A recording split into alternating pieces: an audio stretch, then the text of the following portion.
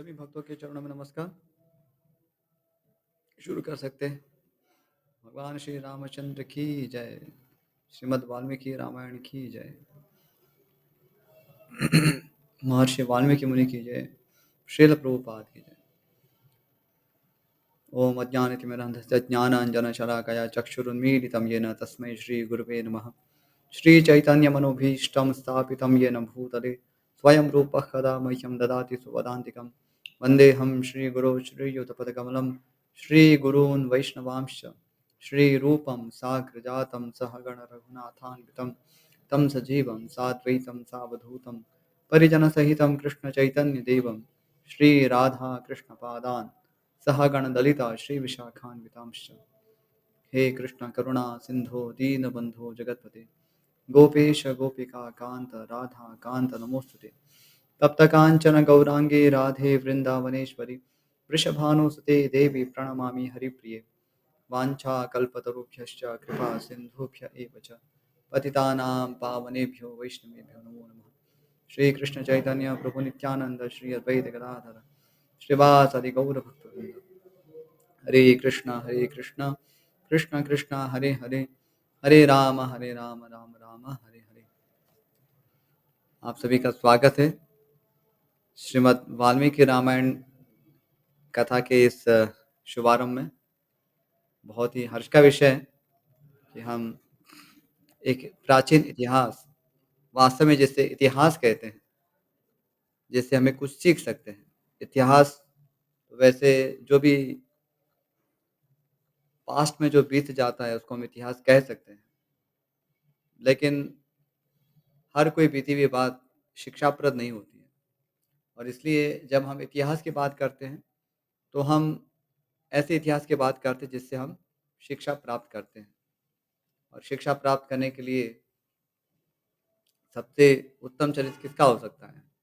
स्वयं भगवान श्री कृष्ण, भगवान श्री रामचंद्र, जिनके चरित्र से हम सीख सकते हैं। और उन्हीं के ही जो भक्त हैं, क्योंकि जब भगवान आते हैं तो उनके साथ उनके भक्त भी आते हैं। तो भगवान का चरित्र सुन रहे हैं या भगवान के भक्तों का चरित्र सुन रहे हैं, दोनों एक ही हैं, क्योंकि दोनों एक साथ ही हमेशा रहते हैं। भक्त कभी भगवान से पृथक नहीं होते और भगवान भी हमेशा भक्तों के साथ ही लीलाएँ करते हैं। इसलिए जब भी हम इतिहास इसकी चर्चा करते हैं तो हम भगवान श्री कृष्ण और उनके भक्तों का इतिहास, इसी से हम इसको सीखते हैं। और क्यों हमें उनसे सीखना है? क्योंकि वस्तुतः वे ही वेदों के मूर्तिमान स्वरूप हैं। भगवान श्री कृष्ण जो है, वेदेश सर्वैर अहमेव वेद्यः, तो वेदों के जानने योग्य विषय भी वही है। और अ, वेद विदेव चाहम, और वेदों को जानने वाले भी वे हैं।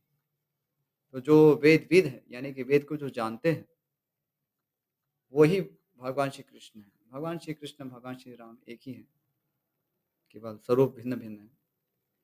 तो वेद को जो जानने वाले हैं और उनसे ही सभी वेद को जानते हैं। तो जो वेद को जानते हैं उनसे तो हमें वेद की शिक्षाएँ प्राप्त करनी हों।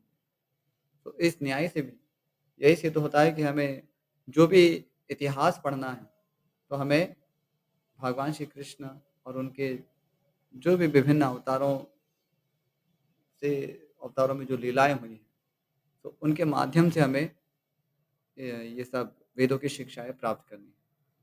और वैसे भी पुराणों में कहा गया है, शास्त्रों में कहा गया है, इतिहास पुराणाभ्याम वेदान समुपब्रह्मयेत्। तो वेदों का अध्ययन जो है, वो इतिहास और पुराणों के द्वारा पूर्ण करना चाहिए। तो वेदों की ही शिक्षा है इतिहास पुराणों में, कोई पृथक शिक्षा नहीं है। लेकिन क्योंकि वेदों की शिक्षा प्राप्त करने के लिए उपनयन का अधिकार अनिवार्य होता है, और इस प्रकार की उसमें ट्रेनिंग होती है, प्रशिक्षण होता है, गुरुकुल में निवास करना, और जो भी उसके लिए दार्शनिक विषय होते हैं, ये सब उसको गहराई से समझ पाना, ये सब सभी के लिए संभव नहीं होता है। विशेष रूप से जो द्विज है, ब्राह्मण, क्षत्रिय, वैश्य, को द्विज कहा जाता है।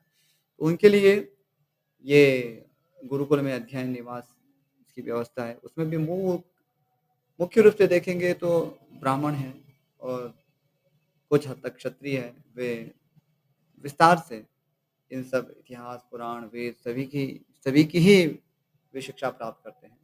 लेकिन विशेष रूप से जिनका गुरुकुल में जाके पढ़ने का अधिकार नहीं है, क्योंकि उनका धर्म पृथक है। जैसे शूद्र हैं या स्त्रियाँ हैं, तो यहाँ पर किसी के प्रति भेदभाव नहीं है, लेकिन चूँकि सबका कार्यक्षेत्र अलग है और इन्हीं वेदों की शिक्षाओं का व्यावहारिक रूप से और बहुत ही सरलता से समावेश इतिहास और पुराणों में हुआ है। इसलिए ऐसा नहीं कि कोई किसी के साथ ज्ञान के विषय में पक्षपात किया गया। लेकिन जिसका जो बुद्धि का स्तर है और जो जिसके लिए ज़्यादा सरलता से जो अवगम्य है, समझा जा सकता है, सरलता से समझा जा सकता है, तो उसको उसी तरह से परोसा गया है।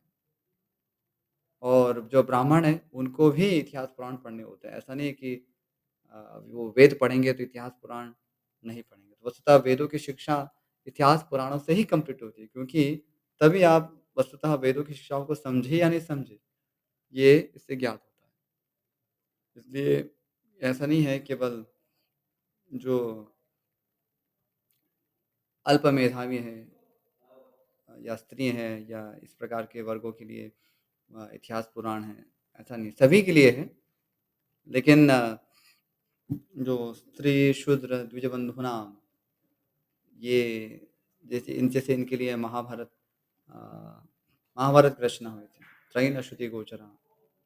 तो महाभारत है, वो भी इतिहास है और इसी प्रकार से रामायण वो भी इतिहास है और इसको सरलता से समझा जा सकता है। तो अधिकार भेद के कारण इस प्रकार से इसमें वेदों की शिक्षा इस रूप में प्राप्त होती है। तो हम इसको अ, इसके पहले भी इसको पढ़ चुके हैं। इसमें मुख्य रूप से हम देखेंगे 7 कांड हैं और 500 सर्ग है। 500 सर्ग यानी कि एक जैसे हम चैप्टर कहते हैं वैसे यहाँ पर सर्ग की व्यवस्था है। तो 500 चैप्टर्स इस प्रकार से आप कह सकते हैं। और बहुत ही अद्भुत सा प्रसंग है।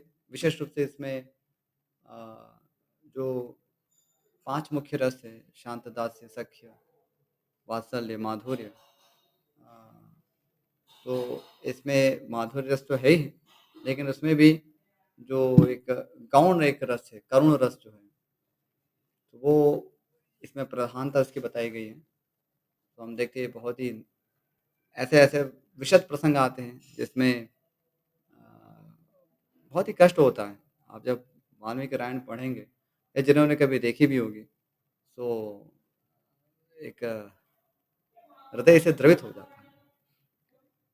तो जैसे महाभारत में क्या है कि बहुत अलग-अलग डाइवर्स प्रसंग हैं, अलग-अलग प्रकार के वहाँ पे स्टेज हैं। तो रामायण में भी अलग-अलग प्रकार के प्रसंग आते हैं, लेकिन उसमें करुण जो है करुण रस जो है, वो बहुत ही विशेष रूप से उसमें रखा हुआ है। और ये श्रीमद् वाल्मीकि ऋषि जो कि इसके प्रवक्ता हैं, तो वो अ, इनके विषय में जो कहा जाता है कि पहले कभी व्याध थे और फिर साधु संग के कारण वे ऋषि ऋषित्व को प्राप्त होते हैं, ऋषि बनते हैं और फिर वे रामायण की समाधि में उसकी रचना करते हैं। तो ये सब सत्य हैं और केवल वाल्मीकि ही नहीं, ऐसे बहुत सारे ऋषि हुए हैं, जिन्होंने भगवान श्री रामचंद्र की लीलाओं का विस्तार किया है और उसका कोई अंत नहीं है। जैसे कई बार हम ये भी वर्णन सुनते हैं कि भगवान श्री रामचंद्र की तो ये भी लीला है, लेकिन ये तो वाल्मीकि रामायण में नहीं है। ये लीलाएँ तो अन्यत्र देखी क जाती है। जैसे बहुत सारे रामायण हैं, काकभूषुंडीकृत रामायण भी है फिर अध्यात्म रामायण नामक भी ग्रंथ है। फिर एक थोड़े समय पहले जानने को मिला था, अद्भुत रामायण करके भी है। और ऐसे अनेक-अनेक ऋषियों ने भगवान राम की लीलाओं का यशोगान किया है। बहुत विस्तार से इसका वर्णन किया है, लेकिन उसमें वाल्मीकि प्रमुख थे। भागवत में भी इसी प्रकार से वर्णन है। वाल्मीकि प्रमुख, हाँ, हाँ।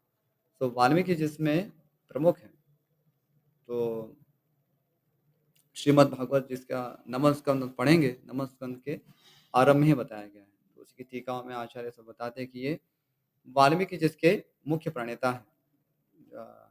और श्रील प्रभुपाद भी इनको इस प्रकार से ग्रहण किए हैं, क्योंकि वो सबसे ऑथेंटिक है। इस पे बहुत सारी टीकाएँ भी प्राप्त होती हैं। श्री संप्रदाय के गोविंदराज हैं, उनकी भी टीका है। और ऐसे अलग-अलग संप्रदायों ने उस पे टीकाएँ लिखी हैं। तो हमारा सौभाग्य है कि हम इस प्रकार से भगवान श्री रामचंद्र की लीलाओं को अ, कहेंगे, पढ़ेंगे, सुनेंगे और ये हमारे हृदय को शुद्ध करें। भगवान श्री सीताराम, लक्ष्मण, हनुमान जी सभी के चरणों में प्रार्थना करते हुए, सभी राम भक्तों के चरणों में नमस्कार करते हुए, हम सभी प्रार्थना करते हैं कि हम ये जो भगवान श्री राम की कथा है, जो हमेशा सनातन काल के लिए चलती रहेगी, उसके इसी रामायण गंगा में हमें इस समय स्नान करने का अवसर प्राप्त हो रहा है। वस्तुतः ये तो निरंतर रूप से चलती रहेगी, ये कभी रुकने वाली नहीं। तो हम वस्तुतः इसको शुरू नहीं कर रहे हैं। हम उसमें स्नान करने के लिए शुरुआत कर रहे हैं। रामायण की गंगा तो अविरत रूप से बह रही है। तो ये हमारा सौभाग्य है कि हम इसमें अवगाहन करने के लिए अवसर प्राप्त किए। तो ये भगवान श्री रामचंद्र की कृपा है, असीम कृपा है। और भगवान श्री रामचंद्र और उनके जो पार्षद हैं, अ, सभी के नाम लेना तो संभव नहीं होगा, लेकिन इनके सब वर्णन आएँगे ही। जिस प्रकार से हम इस रामायण पढ़ेंगे और मुख्य रूप से इसको हम इस पे ध्यान दे सकते हैं कि जिससे हम पढ़ते हैं, तो उसमें कितनी सारी सूक्ष्मताएँ होती हैं। कई बार हमें लगता है कि ये तो हमने सुना हुआ है, अरे इसके बाद तो ये होगा, इसके बाद तो वो होगा। लेकिन जो जिसमें सूक्ष्मता जो है, अलग-अलग प्रकार के संवाद होते हैं, उस संवादों में भी किस प्रकार के जैसे कल्चर होता है, कौन-सा शब्द प्रयुक्त होता है, किस प्रकार से उसको रखा जाता है, वो बहुत ही नोटिस करने योग्य है। तो हमारे जीवन में भी हम इसको इसको ग्रहण कर सकते हैं कि हमें किस प्रकार से आचरण करना है। भगवान श्री राम का एक विशेषण है मर्यादा पुरुषोत्तम। तो वो मर्यादा पुरुषोत्तम अर्थात जो हमेशा मर्यादा में रहते हैं। तो भगवान श्री कृष्ण जिस प्रकार से लीला पुरुषोत्तम है, तो उनमें लीलाओं का विशेष महत्व है। वे लीलाओं में कभी-कभी मर्यादा का पालन करते, कभी-कभी मर्यादा का पालन नहीं करते।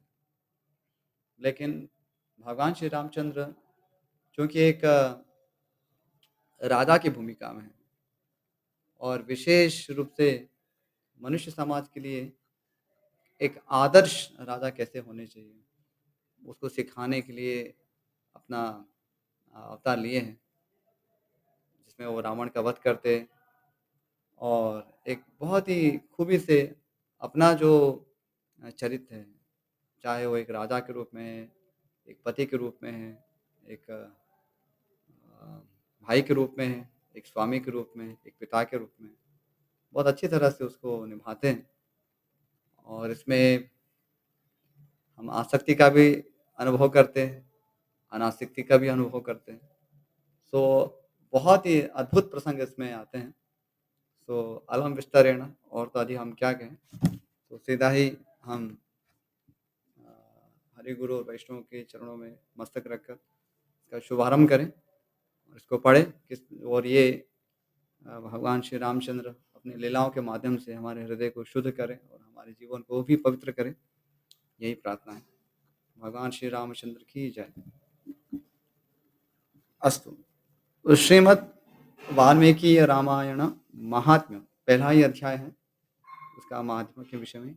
श्री सीतारामचंद्राभ्याम नमः। तो इसमें हम श्लोक नहीं पढ़ेंगे, लेकिन सीधा श्लोक का अनुवाद पढ़ते हुए फिर उसपे जहाँ-जहाँ व्याख्या की आवश्यकता है, वो व्याख्या करेंगे। ठीक है? इस संदर्भ में आपके जो भी कोई प्रश्न है, आप आपको 5 मिनट दिए जाएँगे। तो अंत में आप अपने प्रश्न, जिज्ञासा, संशय इसमें रख सकते हैं। इस कथा के संदर्भ में अथवा जीवन में कोई भी आपको प्रश्न है, तो आप इस कथा के अंत में पूछ सकते हैं। हाँ, क्लास के एंड में आपको समय दिया जाएगा। और सबसे निवेदन है कि अ, बीच में कोई किसी प्रकार से विघ्न ना हो, अपने आप को आप म्यूट करके रखिएगा, जिससे कि बीच में कोई विघ्न ना हो, बैकग्राउंड नॉइज़ ना आए। ठीक है, आगे बढ़ते हुए प्रथमोध्यायः, पहला अध्याय, कलयुग की स्थिति, कलिकाल के मनुष्यों के उद्धार का उपाय, रामायण पाठ, उसकी महिमा, उसके श्रवण के लिए उत्तम काल आदि का वर्णन। वैसे भगवान के श्रवण के लिए सभी काल उत्तम है, लेकिन इसमें भी विशेष रूप से यदि कोई समय है, जिससे हमें विशेष लाभ प्राप्त हो सकता है, इस कॉन्टेक्स्ट में इसको बताया गया है। श्रीराम शरणं समस्तजगतां रामं विना का गति, रामेण प्रतिहन्यते कलिमलं रामाय कार्यं नमः। रामात्रस्यति कारभीमभुजगो रामस्य सर्वं वशे, रामे भक्तिरखण्डिता भवतु मे, रामत्वमेवाश्रयः। श्री रामचंद्र जी समस्त संसार को शरण देने वाले हैं। श्री राम के बिना दूसरी कौन सी गति है? श्री राम कलयुग के समस्त दोषों को नष्ट कर देते हैं। अतः श्री रामचंद्र जी को नमस्कार करना चाहिए। श्री राम से काल रूपी भयंकर सर्प भी डरता है। जगत का सब कुछ भगवान श्री राम के वश में है। श्री राम में मेरी अखंडित भक्ति बनी रहे। हे राम, आप ही मेरे आधार हैं। चित्रकूट में निवास करने वाले भगवती लक्ष्मी सीता के आनंद निकेतन और भक्तों को अभय देने वाले परमानंद स्वरूप भगवान श्री रामचंद्र को मैं नमस्कार करता हूँ। संपूर्ण जगत के अभिष्ट मनोरथों को सिद्ध करने वाले अथवा सृष्टि पालन एवं संहार के द्वारा जगत की व्यावहारिक सत्ता को सिद्ध करने वाले ब्रह्मा विष्णु और महेश आदि देवता जिनके अभिन्न अंश मात्र हैं, उन परम विशुद्ध सच्चिदानंदमय परमात्मा देव श्री रामचंद्र जी को मैं नमस्कार करता हूँ तथा उन्हीं के भजन चिंतन में मन लगाता हूँ। ऋषियों ने कहा, भगवान आप विद्वान हैं, ज्ञानी हैं। हमने जो कुछ पूछा था वह सब आपने हमें भली भांति बताया है। संसार बंधन में बंधे हुए जीवों के दुख बहुत है। इस संसार बंधन का उच्छेद करने वाला कौन है? आपने कहा है कि कलयुग में विदुक्त मार्ग नष्ट हो जाएंगे।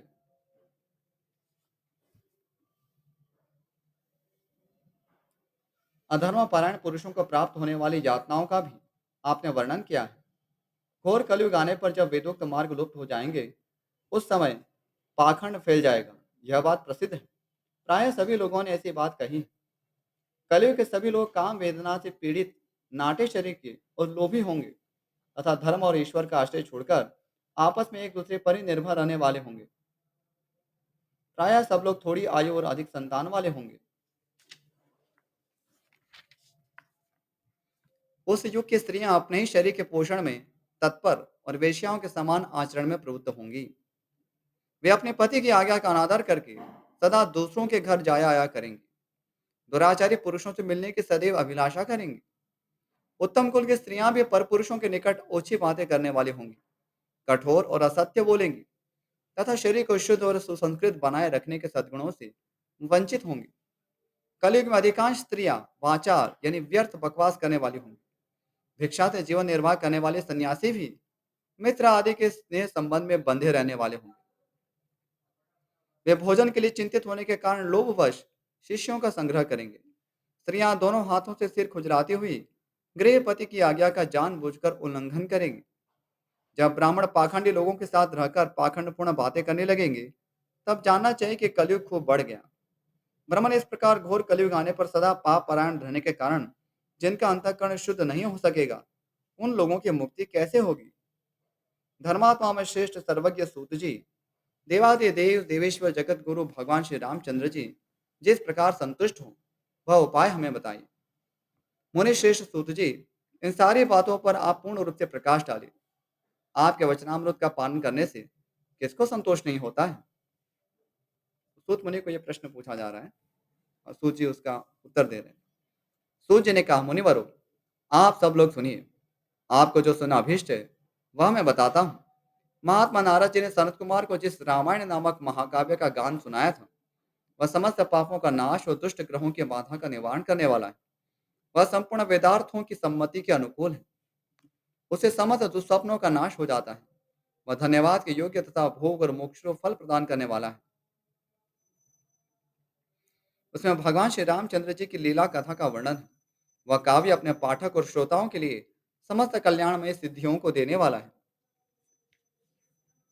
धर्म, अर्थ, काम और मोक्ष, इन चारों पुरुषार्थों का साधक है। महान फल देने वाला है। यह अपूर्व कार्य पुण्यमय फल प्रदान करने की शक्ति रखता है। आप लोग एकाग्रचित्त होकर इसे श्रवण करें। महान पाठकों अथवा संपूर्ण उपपाठकों से युक्त मनुष्य भी उस ऋषि प्रणीत दिव्य काव्य का श्रवण करने से शुद्धि अथवा सिद्धि प्राप्त कर लेता है। तो पातक यानी कि पाप, उसको पातक कहते हैं। तो बहुत कुछ पाप होते हैं जिसको महापातक कहते हैं, किसी को उपपातक कहते हैं। तो धर्मशास्त्र में इसका विस्तार से वर्णन हुआ है। तो एक प्रकार से आप सरल भाषा में माना तो एक बड़े पाप और एक थोड़े छोटे पाप। तो महापातक के जो बड़े पाप है, उपपातक यानी छोटे पाप, लेकिन दोनों ही पाप ही हैं। तो इस सब से मुक्ति होती है। संपूर्ण जगत के हित साधन में लगे रहने वाले जो मनुष्य सदा रामायण के अनुसार बर्ताव करते हैं, वे ही संपूर्ण शास्त्रों के मर्म को समझने वाले और कृतार्थ हैं। विप्रवरो, रामायण धर्म, अर्थ, काम और मोक्ष का साधन तथा परम अमृत रूप है। अतः सदा भक्तिभाव से उसका श्रवण करना चाहिए। जिस मनुष्य के पूर्व जन्मोपार्जित सारे पाप नष्ट हो जाते हैं, उसी का रामायण के प्रति अधिक प्रेम होता है। यह निश्चित बात है। जो पाप के बंधन में जकड़ा हुआ है और रामायण की कथा आरंभ होने पर उसकी अवहेलना करके दूसरे दूसरे निम्न कोटि के बातों में फंस जाता है, उन असत गाथाओं में अपने बुद्धि की आसक्त होने के कारण वह तदनुरूप ही बर्ताव करने लगता है। इसलिए द्विजेंद्रगण, आप लोग रामायण नामक परम पुण्यदायक उत्तम काव्य का श्रवण करें, जिसके सुनने से जन्म, जरा और मृत्यु के भय का नाश हो जाता है तथा श्रवण करने वाला मनुष्य पाप दोष से रहित हो अच्छे स्वरूप हो जाता है। रामायण काव्य अत्यंत उत्तम, वर्णनीय और मनोवांछित वर देने वाला है। वह उसका पाठ और श्रवण करने वाले समस्त जगत को शीघ्र ही संसार सागर से पार कर देता है। उस आदि काव्य को सुनकर मनुष्य श्री रामचंद्र जी के परम पद को प्राप्त कर लेता है। जो ब्रह्मा, रुद्र और विष्णु नामक भिन्न भिन्न रूप धारण करके विश्व के सृष्टि, संहार और पालन करते हैं, उन आदिदेव परमोत्कृष्ट परमात्मा श्री रामचंद्र जी को अपने हृदय मंदिर में स्थापित करके मनुष्य मोक्ष का भागी होता है। जो नाम तथा जाति आदि विकल्पों से रहित, कार्य कारण से परे, सर्वोत्कृष्ट, वेदांत शास्त्र के द्वारा जानने योग्य एवं अपने ही प्रकाश से प्रकाशित होने वाला परमात्मा है, उसका समस्त वेदों और पुराणों के द्वारा साक्षात्कार होता है। इस रामायण के अनुशीलन से भी उसी की प्राप्ति होती है। तो भगवत प्राप्ति जो है ये इसी रामायण काव्य से हमें प्राप्त हो सकती है। तो इसमें धर्म, अर्थ, काम, मोक्ष इसमें निहित है और जगह जगह पे इसका वर्णन हुआ है। तो हमें धर्म, अर्थ, काम, मोक्ष इसकी प्राप्ति के लिए क्या उपाय करने चाहिए, ये सारे उसमें बताए गए हैं। विप्रवरों, कार्तिक माह और चैत्र मास के शुक्ल पक्ष में 9 दिनों में रामायण के अमृतमय कथा का श्रवण करना चाहिए। अब यहाँ विशेष तिथि बताई जा रही है, उसका जो प्रयोजन है वो ऐसा नहीं कि उसी में ही करना है। तो वो उससे विशेष हमें फल प्राप्त होता है, क्योंकि उस समय अ, उत्सव भी है, चैत्र मास है, इसमें भगवान का जन्म भी होता है। तो अ, और जो दो अन्य जो मास है, कार्तिक और मास, तो उसमें विशेष रूप से कार्तिक तो चतुर्मास के अंतर्गत ही आता है। तो ये सारे एक पवित्र मास है, तो उसमें विशेष रूप से ये सब कथा का आयोजन कर सकते हैं। लेकिन भागवत कथा तो सदैव सतत रूप से हमें इसका पान करना चाहिए। जैसे हम जीवन धारण करते हैं भोजन कर कर, तो भोजन हम नित्य धारण करते हैं, ऐसा नहीं कि किसी विशेष समय में भोजन धारण करते हैं। वैसे भगवत कथा भी ये हमारे लिए जीवन है और वस्तुतः हमारे आत्मा के लिए जीवन है। जब हम भगवान की कथा से दूर चले जाते हैं, तो इसका अर्थ हम अपने जीवन में शुष्कता का अनुभव करेंगे।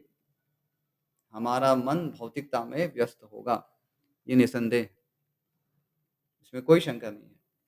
इसलिए हम स्वयं या तो भगवान की कथा पढ़ें या सुनें, जिस प्रकार से भी हो, भगवान की कथा में हमें थोड़ा समय निकालना चाहिए। नहीं तो कलयुग के प्रभाव से बचना मुश्किल है, असंभव कह सकते हैं। भगवान की कथा के लिए कम से कम भगवान ने देखो कान जो दिए उसमें तो कोई लॉक बटन भी नहीं है, लॉक सिस्टम ही नहीं है ना, एकदम खुले रखे 24 घंटा। तो इसमें कोई प्रयास भी करना नहीं है, ऐसा नहीं कान को अभी बंद है तो अभी खोलना पड़ेगा आपको। बस भगवान की कथा जब चल रही है तब कान दे के बैठे, तो आप लेटे-लेटे भी सुन सकते हैं, कार्य करते हुए सुन सकते हैं। आगे, जो इस प्रकार श्री रामचंद्र जी के मंगलमय चरित्र का श्रवण करता है, वह इस लोक और परलोक में भी अपनी समस्त उत्तम कामनाओं को प्राप्त कर लेता है। वह सब पापों से मुक्त हुआ अपने 21 पीढ़ियों के साथ श्री रामचंद्र जी के उस परम धाम में चला जाता है, जहाँ जाकर मनुष्य को कभी शोक नहीं करना पड़ता। तो यहाँ जिनको भगवान श्री राम के प्रति विशेष भक्ति है, तो वो उनके इनका स्वरूप यदि इस प्रकार से है, तो भगवान के जो अयोध्या धाम है, साकेत धाम है, वहाँ जाएगा। और ऐसा नहीं कि हम गोलोक धाम में जाना है, तो हमें रामचंद्र की जो लीला है, उसका श्रवण नहीं करना है, ऐसा नहीं है। क्योंकि अ, भगवत प्रेम प्राप्त करने के लिए भगवान की जो सभी लीला हैं, जैसे वामन लीला भी हम पढ़ते हैं, है ना? नृसिंह लीला भी पढ़ते हैं, तो ऐसा नहीं कि नृसिंह लीला पढ़ेंगे तो नृसिंह लोक को ही जाएँगे। तो ये हमारे कृष्ण भक्ति को भी ये पोषित करेंगे। विशेष रूप से यहाँ पर एक मनुष्य की भूमिका में कैसे हमें कार्य करना चाहिए, तो ये हमें यहाँ से हम सीख पाएँगे इस कथाओं से। चैत्र माह और कार्तिक के शुक्ल पक्ष में परम पुण्य में रामायण कथा का नवाह पारायण करना चाहिए तथा 9 दिनों तक इसे प्रयत्नपूर्वक सुनना चाहिए। रामायण आदि काव्य है, यह स्वर्ग और मोक्ष देने वाला है। अतः संपूर्ण धर्मों से रहित घोर कलयुग आने पर 9 दिनों में रामायण के अमृतमय कथा को श्रवण करना चाहिए। ब्राह्मण जो लोग भयंकर कलिकाल में श्री राम नाम का आश्रय लेते हैं, वे ही कृतार्थ होते हैं। कलयुग उन्हें बाधा नहीं पहुंचाता। जिस घर में प्रतिदिन रामायण की कथा होती है, वह तीर्थरूप हो जाता है। वहां जाने से दुष्टों के पापों का नाश होता है। तपोधनों इस शरीर में तभी तक पाप रहते हैं जब तक मनुष्य श्री रामायण कथा का भली भांति श्रवण नहीं करता। संसार में श्री रामायण की कथा परम दुर्लभ ही है। जब करोड़ों जन्मों के पुण्यों का उदय होता है, तभी उसकी प्राप्ति होती है। तो ऐसा नहीं है कि हम रामायण कथा जो पढ़ रहे या सुन रहे तो इतने अनायास हो गए। तो भगवान की कृपा तो है ही, साथ में बहुत पुण्यों का उदय होता है। तब जाके रामायण की कथा सुनने में हमें श्रद्धा उत्पन्न होती है कि हमें भगवान की कथा सुननी चाहिए। श्रेष्ठ ब्राह्मण कार्तिक माह और चैत्र के शुक्ल पक्ष में रामायण के श्रवण मात्र से राक्षस भावापन्न सौदास भी शाप मुक्त हो गए। तो आप तो बहुत यदि किसी शाप से पीड़ित है, वो भी इससे हम मुक्त हो सकते हैं। तो सब प्रकार से ग्रह बाधा है, जो भी है, तो आप सभी इससे मुक्ति प्राप्त होती है। तो एक साइड इफेक्ट्स है। वास्तविक उसका जो परिणाम है कि भगवान श्री कृष्ण के प्रति, भगवान श्री राम के चरणों में हमारी जो भक्ति, उसकी वृद्धि होनी चाहिए। भक्ति तो है, लेकिन उसी को ही जब उसमें बढ़ोतरी होगी और तभी हमारी जो सांसारिक आसक्ति भी कम होगी, तो हम संसार में रहते हुए भी परम प्रसन्न होंगे, इससे कोई कष्ट नहीं होगा। सौदास ने महर्षि गौतम के शाप से राक्षस शरीर प्राप्त किया था। वे रामायण के प्रभाव से पुनः उस शाप से छुटकारा पा सके थे। जो पुरुष श्री रामचंद्र जी की भक्ति का आश्रय ले प्रेम पूर्वक इस कथा का श्रवण करता है, वह बड़े बड़े पापों तथा पातक आदि से मुक्त हो जाता है। अभी जो द्वितीय अध्याय है, इसमें इसी के अभी विषय में प्रश्न पूछा जाएगा कि जो किस प्रकार से सौदा से उनको राक्षस वहाँ की प्राप्ति कैसे हुई, तो इसको फिर हम अभी कल से पढ़ेंगे। इस विषय में आपके कोई शंका है अभी तक रामायण के विषय में, कोई भी आपका प्रश्न है तो आप अभी पूछ सकते हैं। जी, विदय के प्रभु। जी, कोई हीना माता जी ने? जी, माता जी, हीना माता जी। प्रश्न। प्रभु जी दंडवत प्रणाम। प्रभु जी मैं प्रणव दास बोल रहा हूँ प्रभु जी। हाँ, प्रणव प्रभु जी, कहिए प्रभु जी। प्रभु जी ये शुरुआत में आपने बताया कि जो महर्षि वाल्मीकि हैं जी, उनके विषय में बताया जाता है कि वो अम, बहेलिए थे या शिकारी, तो ये प्रामाणिक है कि नहीं है प्रभु जी? यहाँ पर जैसे विद्वानों ने इसकी शुरुआत में व्याख्या की है प्रस्तावना में कि वैसे व प्रचेता पुत्र के रूप में भी उनको वो जाने जाते हैं, ऋषि वाल्मीकि। और कुछ-कुछ रामायण के अनुसार ऐसा भी वर्णन प्राप्त होता है कि वे व्याध भी थे। तो ये सब कथाएँ आती हैं पुराणों में। किस-किस के मतानुसार वो रत्नाकर नामक व्याध थे। तो ये सारी कथाएँ हैं पुराणों में। तो इसमें कोई ऐसा विरोध नहीं है कि वे किसी समय व्याध थे। वो व्याध थे और साधु संग से फिर मरा-मरा, जपते-जपते फिर वो राम-राम बोलने लगे। तो ये सब कथा प्रसंग आते हैं पुराणों में। तो इसमें कोई संशय नहीं है। अ, बस यही प्रश्न है? जी, जी प्रभु जी। जी। और जब आपने प्रश्न पूछा ये तो अ, भगवान श्री रामचंद्र की बहुत सारी ऐसी लीलाएँ अलग-अलग ऋषियों ने और अ, प्राचीन अर्वाचीन विद्वानों ने भी इसका इसका वर्णन किया है। तो कई बार हमें प्रश्न पूछा जाता है कि तुलसीदास कृत रामचरितमानस है, उसको हम कैसे देखते हैं? तो श्रील प्रभुपाद तुलसी कृत जो रामचरितमानस है, तो उसके विषय में उनका मत यही था कि उसमें थोड़ा-सा मायावाद का हल्का-सा स्पर्श है। तो ऐसा क्यों? क्योंकि वे एक रामानंदी संप्रदाय से जुड़े हुए हैं। ऐसा नहीं कि तुलसीदास जी स्वयं कोई इस प्रकार से मायावाद का समर्थन नहीं कर रहे हो। लेकिन एक संप्रदाय से जुड़े होने के कारण उनमें इस प्रकार का जो एक प्रस्तुति है कि अल्टीमेट जो है, सब कुछ जो है निराकार ब्रह्म से आया है और मुक्ति अर्थात ब्रह्म में विलीनता, सब कुछ उसी निराकार ब्रह्म में लीन हो जाते हैं। तो इस प्रकार का जो तत्वदर्शन है, तत्वदर्शन की बात कर रहा हूँ। आप यदि उस संप्रदाय में जाएँगे तो आपको सब भक्ति मिलेंगे और भक्ति की चर्चा करेंगे। लेकिन जो उनका जो होता है ना टेनेट्स जो है उनके, प्रिंसिपल जो है, सिद्धांत जो है उनका, तो उसमें ये निराकार ब्रह्म जो है उसका ही प्रतिपादन किया गया है। तो इसके कारण क्वचित बहुत अल्प मात्रा में है लेकिन है कहीं-कहीं पर।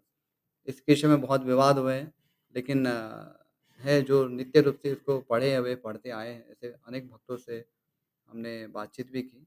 तो है कुछ-कुछ जगह पे ऐसा है, लेकिन वो इतना सूक्ष्म है कि संभवतः शायद हमें ज्ञात ना भी हो। अ, पर ऐसा नहीं है कि वो अप्रामाणिक हैं, उसको हम स्पष्ट कर देना चाहते हैं कि वो प्रामाणिक हैं। भगवान श्री रामचंद्र की भक्ति से ओतप्रोत है, तुलसीकृत जो रामचरितमानस है। तो और उसमें वर्णन भी आता है कि काकभूषुंडी के द्वारा जो रामायण सुनाई गई थी, तो उसी का ही यहाँ पर वर्णन हो रहा है रामचरितमानस में। तो इसमें बहुत सारे प्रसंग हैं, तो आपको लगेगा कि ये तो वाल्मीकि रामायण में तो नहीं है, लेकिन ऐसा नहीं है, वाल्मीकि रामायण नहीं भी लेकिन अनेक पुराणों में भगवान राम की लीलाओं का अलग-अलग प्रकार से वर्णन हुआ है और अलग-अलग कल्पों के लिए भी लीला है। इसलिए कई बार हमें विरोध लगता है कि यहाँ तो इस लीला इस प्रकार से हुई है, वहाँ तो ये लीला दूसरे प्रकार से दिखाई जा रही है। तो ऐसा नहीं, अलग-अलग कल्पों से भी भगवान की लीला अलग-अलग होती है। जैसे नृसिंहदेव है, एक कल्प में वे स्तंभ से प्रकट होंगे, दूसरे कल्प में वे स्तंभ से प्रकट नहीं होंगे। तो इस प्रकार से भी वर्णन होता है। तो इसमें कोई विरोध नहीं है, अलग-अलग कल्पों की कथा है और हमारे लिए जो करणीय है, जो स्तुत्य है, जिसकी संस्तुति की गई है श्रील प्रभुपाद जी के द्वारा, वह है वाल्मीकि रामायण है। तो हम उसको पहले हम समझें। तो वाल्मीकि रामायण पढ़ने के बाद फिर अ, आपकी इच्छा हो तो कोई व्यक्तिगत रूप से उसको आप पढ़ सकते हैं। यद्यपि इसको हम इस्कॉन केंद्रों में इस प्रकार से इसको ऑफ़िशियली इसको हम पाठ नहीं करते हैं। रामचरितमानस का, क्योंकि वो एक थोड़ा-सा उसमें बहुत अनेक वर्षों पूर्व इस प्रकार से उसमें थोड़ा विवाद हुआ था, क्योंकि भक्त लोग फिर क्या है कि थोड़ा-सा विपरीत ही दिशा में जाने का भय था। तो फिर बहुत वि इसकी बहुत अनंत व्याख्या हो सकती है। तो थोड़ा-सा एक केयरफुल रहते हुए पहले शुरुआत में जो वाल्मीकि रामायण है, जिसके आचार्यों ने, हमारे संस्थापक आचार्यों ने जिसकी संस्तुति की, तो उसको अच्छी तरह से पढ़ लीजिए, उसको समझ लीजिए। उसके बाद में फिर रामचरितमानस यदि किसी की पढ़ने की इच्छा है, तो व्यक्तिगत रूप से पढ़ सकते हैं, कोई इसमें कोई ऐसा दोष नहीं है। ठीक है? प्रभु जी, यदि ये रामचरितमानस हम पढ़ते हैं और फिर उसमें यदि हम उसके जो दोहे हैं वो कोट करेंगे प्रचार के समय, जी। वो फिर क्या उससे एक प्रेरणा नहीं मिलेगी सभी को कि रामचरितमानस पढ़ना चाहिए? नहीं, वैसे तो आप जैसे आप साइंटिस्ट हैं, उनके भी तो कोट्स आप कहते ही हैं। जो भी क्योंकि तुलसीदास जी वे भी एक ब्राह्मण थे, तो उन्होंने जो भी कहा है तो कोई ऐसे सिर पैर बिना की बात तो नहीं कही उन्होंने। तो शास्त्रों में तो वो सब पाया ही जाएगा। इसलिए थोड़े एक ट्रेनिंग के लिए बताया जा रहा है, क्योंकि क्या होता है कि यदि वाल्मीकि रामायण यदि आप नहीं पढ़ते, तो क्या किस प्रकार से पढ़ना अर्थात यहाँ नहीं कह रहा हूँ कि आपको स्वतंत्र रूप से आप पढ़ें। यहाँ पर वाल्मीकि रामायण उसको परंपरा से उसका श्रवण करें, उसको जीवन में बचाएँ। फिर उसके बाद में यदि आपको इच्छा हो तो व्यक्तिगत रूप से फिर आप पढ़ सकते हैं। तो इसमें आपको सिद्धांत स्पष्ट हो जाएँगे कि कौन चीज़ क्या है। नहीं तो ऐसा क्या होगा ग तुलसीकृत रामचरितमानस तो एक विषय है। यदि ये छूट दी जाए तो फिर व्यक्ति तो कोई भी किताब पढ़ेगा। रामचरितमानस ही क्यों? वो तो कोई भी किताब पढ़ेगा। भगवान राम की लीला तो कहीं भी है, बहुत सारी है। कोई भी पुस्तक उठा के पढ़ने लग जाएगा। तो रामचरितमानस तो उसको एक केवल उपलक्षण से कहा कि वो तो एक एक एग्ज़ाम्पल के रूप में कहा। लेकिन ऐसी कोई भी पुस्तक है, यदि आपको पढ़ने की इच्छा हो रही है, तो पहले तो आप वाल्मीकि रामायण जो है, उसको अच्छी तरह से अभी पढ़ लीजिए, समझ लीजिए, क्योंकि यही पद्धति है कि पहले ब्राह्मणों के मुख से जो परंपरा से सब ज्ञान प्राप्त किए गुरु परंपरा से, तो वे उसको वर्णन करते, समझाते और श्रोतागण उसको सुनते हैं। यही पद्धति रही है। ऐसे स्वतंत्र रूप से पुस्तक उठा के नहीं पढ़ते, क्योंकि उससे कई बार संशय उत्पन्न होते हैं, जिसका संशय निवारण हो नहीं पाता है, तो फिर दिक्कत होती है। तो इसलिए जो ये शास्त्र पद्धति भी नहीं है, जैसे किताब उठा के उसको पढ़ के समझना। तो अ, ब्राह्मणों के मुख से जो परंपरा से अपने गुरु परंपरा से जो सीखे हुए, उनके मुख से श्रवण करना चाहिए। तो एक बार आप यदि सिद्धांत में यदि स्पष्ट हैं, फिर यदि आप अ, रामचरितमानस यदि आप पढ़ना चाहिए, पर्टिकुलरली रामचरितमानस की बात कर रहा हूँ मैं, तो आप पढ़ सकते हैं। अन्य सारे बहुत सारे रामायण तो उसके विषय में आपको अलग से पूछना होगा। लेकिन कम से कम रामचरितमानस यदि आपको पढ़ना है, जानना है, तो आप निसंकोच पढ़ सकते हैं। कोई इसमें ऐसा दोष नहीं है, थोड़ा केयरफुल रहें। लेकिन पहले इसको अच्छी तरह से समझ लें। जी। अस्तु तो यहाँ फिर हम विराम करेंगे। आप सभी का बहुत-बहुत आभार, आप अपना मूल्यवान समय यहाँ पे निकाल रहे हैं, भगवान श्री रामचंद्र की लीलाओं को समझने के लिए। तो मेरा भी परम सौभाग्य है, वस्तुतः मेरा ही परम सौभाग्य है कि अपने मुख को शुद्ध करने के लिए मुझे अवसर प्राप्त हुआ है। तो आप मुझ पे वस्तुतः अनुग्रह कर रहे हैं। तो अधिक से अधिक ये भगवान की लीलाएँ हैं, चाहे रामायण के माध्यम से, महाभारत के माध्यम से, जन-जन तक पहुँचे, यही उद्देश्य है। और इससे प्रभुपाद का जो संदेश है, भगवद गीता का संदेश है, श्रीमद् भागवत का संदेश है, उसको भी जनमानस तक पहुँचाने का ये एक उपाय है। तो अ, यहाँ पर विराम करेंगे। हरे कृष्ण। सभी वैष्णव के चरणों में नमस्कार। वाञ्छाकल्पतरुभ्यश्च कृपा सिन्धुभ्येव च पतितानां पावनेभ्यो वैष्णवेभ्यो नमो नमः। श्रीमद् वाल्मीकि रामायण की जय। महर्षि वाल्मीकि मुनि की जय। श्रील प्रभुपाद की जय। हरे कृष्ण। हरे कृष्ण।